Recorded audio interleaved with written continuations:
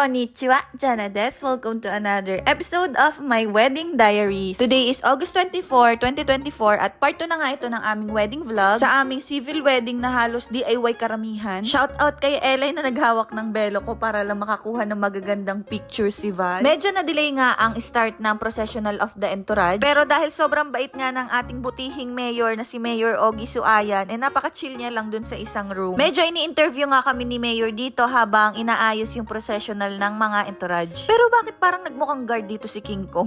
Dalawang on the day coordinators ang kinuha ko, si Ate Lewelyn at si Ate Veron. Ibinigay ko sa kanila yung pagkakasunod-sunod dapat ng entourage, kung sino yung mauunang lalakad, sino yung kasunod, dapat i-orient na dapat mabagal lang, ganto ganyan, kasi nga DIY. Anyway, magfa-5 na at mananahimik na muna ako para maka-attend din kayo ng kasal namin kasi parang may mga naghahanap talaga ng mga videos. Eto na po.